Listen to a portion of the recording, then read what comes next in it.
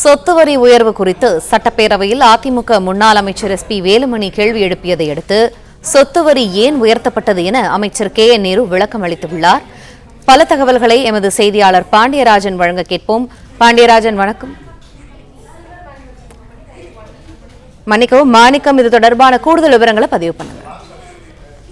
தமிழகத்துல சொத்து வரி உயர்வுக்கான காரணம் என்ன என்பது குறித்து அதிமுகவுடைய கொறடா, எதிர்க்கட்சி கொறடா SP வேலுமணி அவர்கள் கேள்வி எழுப்பியிருந்தார். அதற்கு பதிலளித்து பேசிய அமைச்சர் KN நேரு அதற்கு உரிய பதில்களை வழங்கியிருக்கிறார். குறிப்பாக கடந்த 18 ஆண்டுகளாக சென்னையில் சொத்து வரி உயர்த்தப்படாமல் இருந்ததாகவும் 15வது நிதிக்குழு சொத்து வரி உயர்த்தினால் மட்டுமே அரசுக்கு வர வேண்டிய நிதியை விடுவிக்க முடியும் என்று தெரிவித்ததன் காரணமாகவே தமிழ்நாட்டில் சொத்து வரி உயர்த்தப்பட்டதாக அமைச்சர் KN நேரு பேரவையில் தெரிவித்திருக்கிறார்.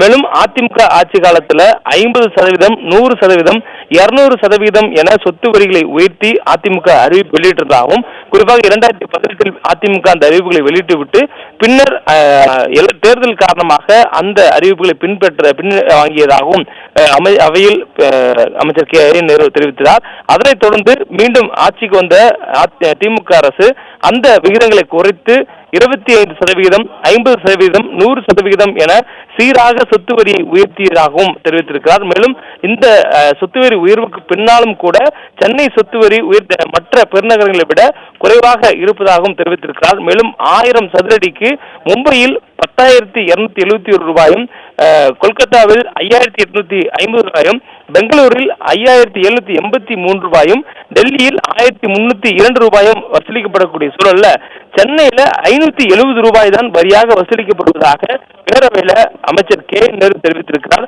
மேலும் தொடர்ச்சியாக இந்த மானிய கோரிக்கையில நகராட்சி நிர்வாகத்துறை மற்றும் குடிநீர் துறையுடைய மானிய கோரிக்கையில இந்த பதில்களானது வழங்கப்பட்டது.